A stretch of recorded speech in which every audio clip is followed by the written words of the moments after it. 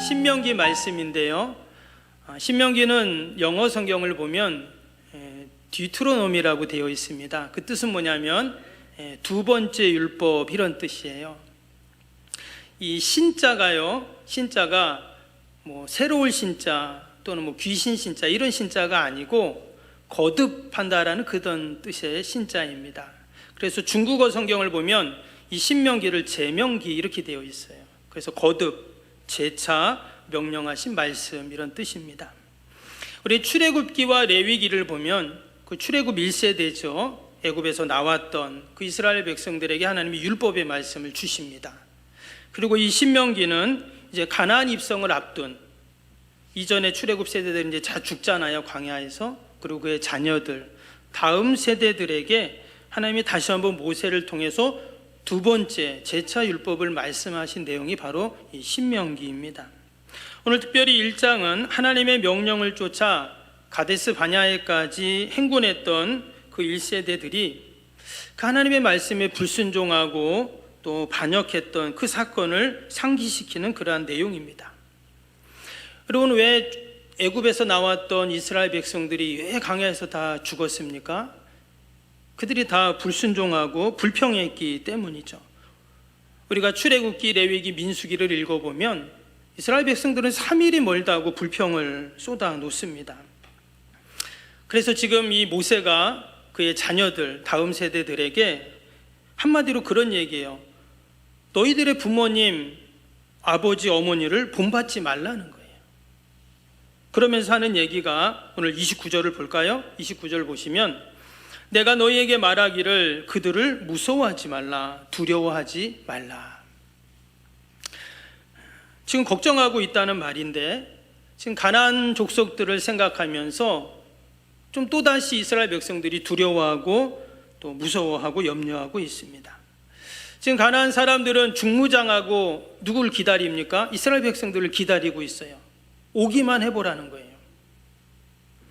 근데 이 모습이 어떠냐? 마치 이전에 그 부모 세대들의 모습과 똑같습니다. 그들도 어땠어요? 다 두려워하고 무서워했죠. 그 가데스 바냐에서 12명의 정탐꾼들이 가나안에 갔을 때 여러분 10명의 정탐꾼이 갔다 와서 한 말이 그거거든요. 저들은 우리보다 장대하다. 그들의 성읍은 하늘에 닿았다. 그리고 아낙 자손을 보고는 뭐라고 그랬냐면 그들에 비하니까 우리는 메뚜기와 같다. 이제 그런 말을 했잖아요. 다 두려워하고 염려했어요. 그런데 이제 40년이 지났습니다. 그런데 여전히 그들의 자녀들도 똑같이 가나안을 두려워하고 있어요. 마치 대물림처럼 부모가 두려워하니까 자녀들도 세상을 향해서 두려워하는 그런 모습이에요. 이때 모세가 하나님께서 모세를 통해서 하시는 말씀입니다.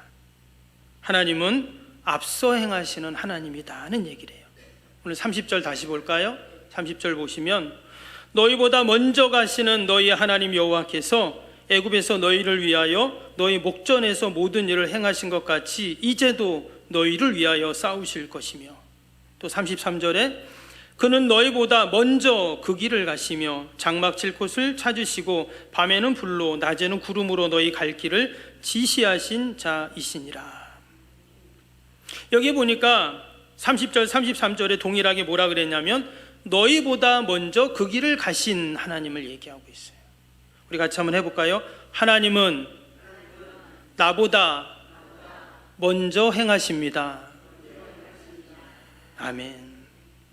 여러분 성경 곳곳을 보면 하나님은 앞서 행하시는 하나님이라는 말씀들이 나옵니다. 신명기 31장 8절도 한번 보시면 그리하면 여호와 그가 내 앞에서 가시며 너와 함께 가사 너를 떠나지 아니하며 버리지 아니하시리니 너는 두려워하지 말라 놀라지 말라.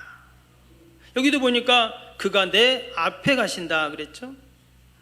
출애굽기 23장 20절도 보시면 내가 사자를 내 앞서 보내요 그랬어요. 하나님이 앞서 보낸다는 거예요. 시편 68편 7절 말씀도 보면 하나님이여 주의 백성 앞에서 앞서 나가사 광야에서 행진하셨을 때 그랬죠. 예수님께서도 누가복음 19장 28절에 보면 십자가를 지시기 위해서 예루살렘에 가실 때 어떻게 하셨냐면 예수께서 이 말씀을 하시고 예루살렘을 향하여 앞서서 가시더라. 이처럼 하나님, 예수님은 늘 우리보다 앞서서 가시는 하나님이세요. 그럼 왜 우리보다 앞서 갈까요? 33절 다시 한번 보면 그는 너희보다 먼저 그 길을 가시며 장막 칠 곳을 찾으시고 밤에는 불로 낮에는 구름으로 너희가 갈 길을 지시하신 자이시니라. 여기 보니까 앞서 먼저 가신 이유가 뭐라 그랬어요? 장막 칠 곳을 찾으시고 그랬어요. 실제로 이스라엘 백성들이 광야를 지날 때 누가 가장 앞에 갔습니까? 법궤를 맨 제사장들이 가장 먼저 앞서갔죠. 한번 사진 한번 보시면 이것이 광야에 있을 때 이스라엘 백성들이 광야에 진을 쳤을 때 그런 모습입니다. 가운데 보면 성막이 있죠. 그리고 12지파가 이렇게 삥 둘러서 동서남북 3지파씩 이렇게 천막을 치고 이렇게 있었던 모습입니다. 그런데 이제 광야를 행진할 때는 어떠냐? 다음 사진을 보시면 맨 앞에, 그러니까 여러분 볼 때 왼쪽이죠. 맨 앞에 보면 뭐가 있냐면 법궤가 있습니다. 그리고는 3지파 이렇게 줄을 서가지고 딱 따라가는 거예요. 가장 먼저 뭐가 가냐? 하나님의 임재의 상징인 법궤가 광야에서 가장 먼저 앞으로 가는 거죠. 오늘 33절에 보면 장막 칠 곳을 찾으시고 그랬죠. 이 찾는다는 말이 뭐냐면 이리저리 다닌다, 정탐한다, 자세히 조사하고 살핀다, 이런 뜻이 있습니다. 마치 목자가 양을 이렇게 이끌어 갈 때 먼저 가서 어디에 맑은 물이 있는지 또 푸른 초장이 있는지 이리저리 다니고 살피면서 그렇게 양을 이끌고 가는 것처럼 하나님께서도 광야 같은 인생길을 인도하실 때 먼저 가셔서 평안한 곳, 안전한 곳, 어디가 쉴 곳인지 푸른 초장인지 찾으신다는 말씀이에요. 그리고 우리를 그곳으로 안전하게 인도하십니다. 여러분, 우리가 생각해 보면 지금 이스라엘 백성들이 그 광야를 지날 때 200만 명이나 되는 어마어마한 사람들이 지금 광야를 가고 있습니다. 여러분, 이스라엘 백성들이 출애굽한 이후에 아무런 대책이 없습니다. 그냥 애굽만 나온 것 뿐이에요. 그런데 그 많은 사람들이 지금 광야를 가야 되는데 어떻게 가는가? 여러분, 우리가 이사할 때 보면 평소엔 잘 모르는데 이사할 때 보면 짐이 엄청 많죠. 네, 짐을 다 꺼내면 나중에 그냥 큰 이삿짐 센터 차에 가득 찹니다. 모자라서 차인데 또 부르죠. 네. 그런데 지금 200만 명이 지금 애굽에서 가나안으로 이사를 하는 거예요. 생각만 해도 정신 사납잖아요. 네. 우리가 아이들 데리고 이렇게 야외를 가보면 뭐 휴가 때나 이렇게 야외를 가면 어때요? 얼마나 준비할 게 많습니까? 아니면 우리가 뭐 며칠 해외여행을 간다고 치면 짐이 얼마나 많아요. 지금 200만 명이나 되는 사람들이 무려 광야를 40년 동안 돌아다니게 되는데 정말 생각만 해도 어마어마한 일이에요. 근데 여러분, 제일 광야에서 중요한 것이 있습니다. 뭐가 제일 중요하냐면 인도자가 제일 중요해요. 애굽에서 나온 것도 중요합니다. 그러나 여러분, 아무리 애굽에서 나와도 목적지까지 못 가면 아무 소용이 없어요. 그래서 그들을 목적지까지 잘 인도할 인도자가 너무나 필요하죠. 아무리 멋지게 애굽에서 나왔을지라도 가나안에 들어가지 못하면 소용이 없습니다. 근데 오늘 말씀을 보니까 그 하나님께서 택한 백성들을 먼저 가셔서 그 길을 다 인도해 주신다는 거예요.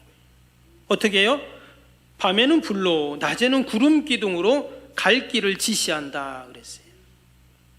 밤에는 추울까봐 구름 기둥으로 다 그들을 어떻게 해요? 따뜻하게 해주신 겁니다. 또 낮에는 너무 더우니까 구름 기둥으로 그늘을 딱 만들어 주셔서 먼저 그들을 그렇게 인도해 가셨다라는 거예요. 하나님이 성질이 급해서 먼저 간 게 아닙니다. 그런 분들 있죠.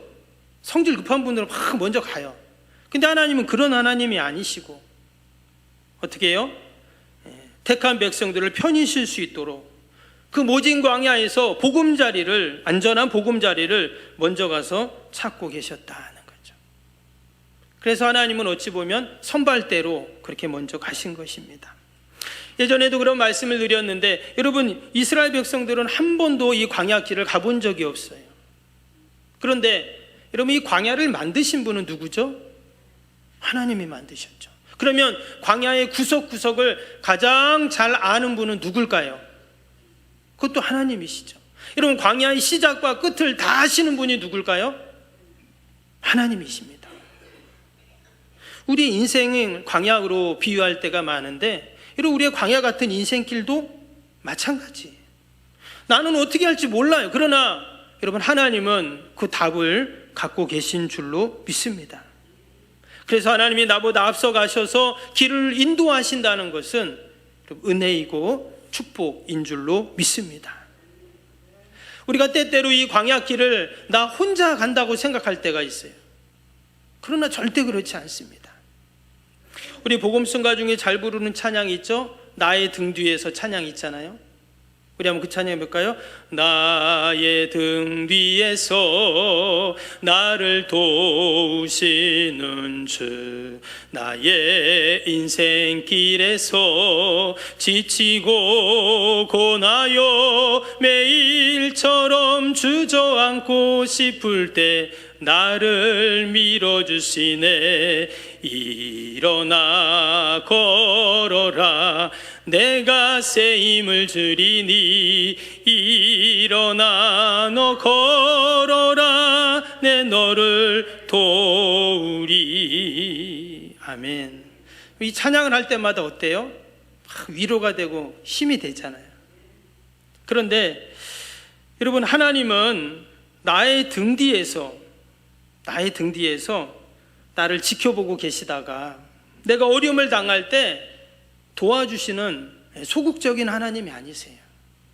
어떤 하나님이라고 했어요? 지금 앞서 가셔서 아주 적극적으로 주도적으로 우리를 인도하시는 그런 하나님이시에요. 당연히 우리 뒤에서도 우리를 밀어주시지만 하나님은 이미 앞서 가셔서 우리를 이끌어 가시는 여러분 하나님이신 줄로 믿습니다. 그것을 알 수 있는 게 오늘 31절입니다. 31절 다시 보시면, 광야에서도 너희가 당하였거니와 사람이 자기의 아들을 아는 것 같이 너희 하나님 여호와께서 너희가 걸어온 길에서 너희를 아느사 이곳까지 이르게 하셨느니라 하나. 하나님이 어떻게 인도하시냐면 마치 자기의 아들을 딱 안아가지고 이곳까지 이르게 하셨다. 저는 지난 한 주간 이 말씀을 묵상하면서 얼마나 은혜를 받았는지 몰라요. 여러분, 어른 아이들이 함께 가다 보면 좀 있다가 아이들이 지치면 어떻게 합니까? 이 두 팔을 벌려요. 그러면 아빠는 어떻게 해요? 그 아이를 꽉 이렇게 안아주잖아요. 그 아이를 딱 안아가지고 그 아이를 그렇게 데리고 갑니다. 아빠가 벌린 그 두 팔은 그냥 두 팔이 아니죠. 그 아버지의 깊은 사랑이 그 안에 담겨 있습니다. 아이를 꼭 안아주니까 그 아이는 어때요? 그 아빠의 품에서 그의 인격과 삶이 형성되는 인생의 버팀목을 경험하게 되는 겁니다. 아버지가 아이를 안듯 지금 하나님께서 이스라엘 백성들을 그 광야에서 어떻게 해요? 꼭 안아가지고 이곳까지, 지금 가나안까지, 앞에까지 이르러 이끌고 온 겁니다. 그럼 하나님께서는 몇 년 동안 그들을 안아주셨어요? 40년 동안. 무려 40여 년 동안 그 광야에서 그들을 꼭 안아가지고 여기까지 온 겁니다. 원래 애굽에서 가나안까지는요, 홍해길, 바벨론길로 가면 열흘이면 간다고 했어요. 그러니까 열흘만 안아주셔도 되는데 하나님께서는 40년이나 안아주신 겁니다. 여러분, 우리가 우리 아이들을 안아봐서 알지만 여러분, 아는 사람이 힘듭니까? 안긴 사람이 힘듭니까? 헷갈리죠? 아이가 있는데 아빠가 아이를 딱 이렇게 안았어요. 그럼 누가 힘들어요? 아빠가 힘들죠. 이스라엘 백성들은 광야길을 가면서 늘 힘들다고 불평을 했지만 사실 누가 더 힘들어요? 하나님이 더 힘들었던 거예요. 하나님은 그러나 지치지도 않고 포기하지도 않고 끝까지 안아서 약속의 땅까지 이르게 하신 겁니다. 여러분, 세상의 어느 부모도 자녀들이 힘들 때, 위험할 때, 또 아플 때 모른 척하고 도망가는 부모는 세상에 없습니다. 아무리 악한 부모도 자식을 품는 법이죠. 아무리 이스라엘 백성들이 광야에서 3일이 멀다 하고 불평하고 또 불평하고 또 금송아지까지 만들어도 하나님은 그들을 꼭 안아주셨습니다. 근데 희한한 것은요, 예수님이 십자가에 달리실 때 모습이 어땠습니까? 두 팔을 다 벌리셨잖아요. 왜 예수님이 두 팔을 벌리셨을까요? 우리를 안아주시기 위해서. 온 세상의 사람들을 다 안아주기 위해서. 거기에는 예수님을 핍박한 사람, 예수님에게 돌을 던진 사람, 예수님이 채찍을 때렸던 군병들도 있고요, 예수님을 십자가에 못 박았던 사람들도 있어요. 그러나 예수님은 아무 말씀 안 하시고 그들을 다 안아주셨습니다. 이렇게 하나님은, 예수님은 늘 우리를 꼭 안아서 하나님의 약속의 땅까지 우리를 인도하시는 줄로 믿습니다. 때때로 우리는 착각할 때가 있습니다. 내가 노력해서, 내가 고생해서, 내가 이 정도까지 해서 여기까지 왔다, 이렇게 우리는 생각을 합니다. 그러나 실상은 하나님께서 우리를 안아주셔서 강 넘고 상 넘고 계곡 넘고 골짜기 지나서 여기까지 온 것이죠. 내 지혜, 능력, 내 인내가 아니라 하나님은 순간순간 나를 안아서 여러분 이곳까지 인도해 주셨는 줄로 믿습니다. 병들어서 죽을 것 같은 때에도, 사업이 망해서 인생이 끝난 것 같을지라도, 모든 사람이 나를 다 버리고 외면하는 것 같을 때에도 하나님은 우리를 버리지 아니하시고 그때마다 고비를 넘어갈 수 있도록 우리를 안아주시고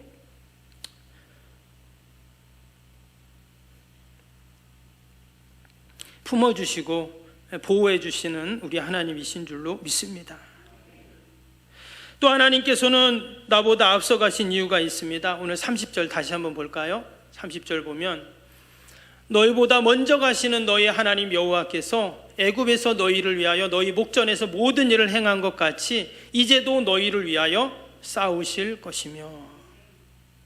여기 보니까 하나님이 너희를 위하여 싸우신다는 그런 표현이 나옵니다.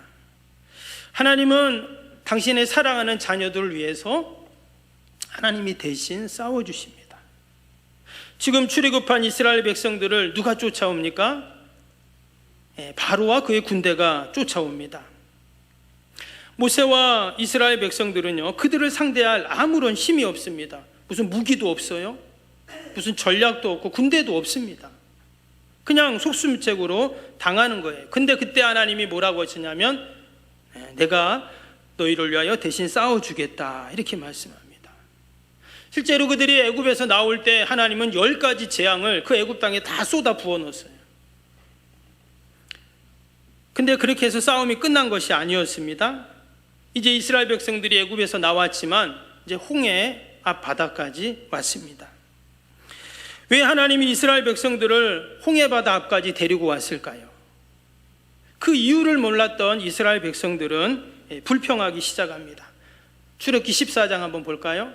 14장 11절 보면 12절에 그들이 또 모세에게 이르되 애굽에 매장지가 없어서 당신이 우리를 이끌어내어 이 광야에서 죽게 하느냐? 어찌하여 당신이 우리를 애굽에서 이끌어내어 우리에게 이같이 하느냐? 우리가 애굽에서 당신에게 이른 말이 이것이 아니냐? 이르기를 우리를 내버려 두라. 우리가 애굽 사람을 섬길 것이라 하지 아니하더냐? 애굽 사람을 섬기는 것이 광야에서 죽는 것보다 낫겠노라. 이것이 이스라엘 백성들, 출애굽한 이스라엘 백성들이 했던 말입니다. 그냥 내버려 두라는 거예요. 어떤 분 교회 안 오셔갖고 제가 신방을 갔어요. 그랬더니 하시는 말씀이 내버려 두래요. 내버려 두래요. 지금 이스라엘 백성들이 내버려 두라는 거예요. 왜 우리를 여기까지 데려와서 이 고생을 하고 여기서 광야에서 죽게 하냐는 거예요. 여러분, 왜 이런 말을 할까요? 이스라엘 백성들이 악해서? 뭐 문제가 있어서? 아닙니다. 하나님 뜻을 모르기 때문에 그래요. 하나님 뜻을 모르면 내버려 두라는 거예요. 여러분, 지금 이스라엘 백성들을 왜 하나님이 그 홍해바다 앞에까지 딱 데려왔을까요? 여러분, 하나님 뜻을 모르면 불평하게 되어 있습니다. 하나님 뜻 모르는 사람은 계속 불평해요. 바로도 마찬가지입니다. 하나님의 뜻을 모르니까 어떻게 할까요? 군대를 동원합니다. 그래서 이스라엘 백성들을 저들을 가서 잡아와서 다시 어떻게 해요? 노예로 써야 되겠다는 거예요. 바로는 알고 있었을 겁니다. 이 길로 계속 가면 홍해바다가 그들의 앞을 가로막을 것이다. 알았어요. 그래서 군대를 끌고 쫓아가는 거예요. 그리고는 홍해바다 앞에 딱 섰을 때 어때요? 이제 다 됐다. 이제 끝났다. 바로는 그렇게 생각을 했겠죠. 그러나 여러분, 그게 뭐였습니까? 하나님의 유인책이었어요. 애굽의 군대를 홍해바다에 다 소멸시키려는 하나님의 유인책이었다는 거죠. 이어지는 13절 14절 볼까요? 모세가 백성에게 이르되 너희는 두려워하지 말고 가만히 서서 여호와께서 오늘 너희를 위하여 행하시는 구원을 보라. 너희가 오늘 본 애굽 사람을 영원히 다시 보지 아니하리라. 14절입니다. 여호와께서 너희를 위하여 싸우시리니 너희는 가만히 있을지니라. 아멘. 여호와께서 어떻게 해요? 너희를 위하여 싸우신다는 거예요. 여러분, 내가 싸우는 게 아닙니다. 하나님이 대신 싸워주신다는 거예요. 그리고는 애굽의 모든 군사를 홍해바다에 수장시켜 버리셨습니다. 이처럼 하나님은 우리보다 늘 앞서가셔서 우리를 인도하시고 우리를 위하여 싸워주시는 여러분 하나님이신 줄로 믿습니다. 오늘 아주 중요한 말씀이 30절 말씀입니다. 30절 다시 보시면 아주 중요한 말씀이 나오는데 그 단어가 뭐냐면 너희보다 먼저 가시는 너희 하나님 여호와께서 애굽에서 너희를 위하여 너희 목전에서 모든 일을 행하신 것 같이 이제도 너희를 위하여 싸우실 것이며, 여기서 이제도라는 단어가 뭐냐면 지금도라는 뜻이에요. 그러니까 과거에 40년 전에 그 바로의 군대를 다 수장시키시고 싸워주셨던 하나님께서 이제 40년이 지나 가나안 땅에 들어가 그 가나안 백성들 때문에, 족속들 때문에 두려워하고 무서워하는 지금 출애굽 2세대들에게 지금도 하나님은 너희를 위하여 싸울 것이다. 여러분, 지난 날에도 우리를 도와주시고 우리를 위하여 싸워주신 하나님은 오늘도 내일도 우리를 위하여 여러분 싸워주시는 하나님이신 줄로 믿습니다. 누구와 싸웁니까? 우리의 원수 대적 마귀, 그 어둠의 세력들, 우는 사자같이 두루다니면서 삼킬 자를 찾는 그 악의 세력들과 하나님이 대신 싸워주신다는 거예요. 여러분, 내가 싸워서 내 신앙을 지킬 수가 없어요. 하나님이 싸워주셔야 우리가 신앙을 지킬 수 있는 것입니다. 지금까지 우리 앞길에서 먼저 가셔서 우리를 인도하시고 싸워주신 그 하나님께서 이후로도 한 주간도 우리를 위하여 하나님이 대신 싸워주실 줄로 믿습니다. 우리보다 늘 한 발 앞서 행하시는 그 하나님을 우리가 늘 경험하는 저와 여러분이 되기를 축복합니다. 반면에 내가 하나님보다 성령님보다 앞서서는 안 돼요. 내가 먼저 다 해놓고 하나님 어떻게 합니까? 이게 아니라 하나님께 먼저 맡기고 하나님이 일할 자리를 마련해 드리고 우리가 그 뒤를 여러분 따라야 하죠. 예수님께서는 제자들에게 그랬습니다. 나를 따르라 그랬어요. 예수님은 절대 뒤에 가신 법이 없어요. 나를 따르라. 그리고 예수님은 먼저 앞서가십니다. 아까 누가복음 말씀 본 것처럼 이제 예루살렘에 가면 십자가를 지셔야 하는데 예수님께서 앞서서 먼저 예루살렘으로 가십니다. 우리가 사순절을 보내고 있습니다. 다음 주면 종려주일입니다. 우리가 조금 더 한 발 한 발 지금 십자가로 가까이 나아가는 이때인데 우리가 한 주간도 주님의 십자가를 깊이 묵상하면서 나보다 늘 앞서 가셔서 내가 쉴 곳을, 안전한 곳을 늘 예비해 주시고 어떤 대적들도 다 물리쳐 주시고 싸워 주시는 그 하나님을 만나는 저와 여러분이 되시기를 주님의 이름으로 축복합니다.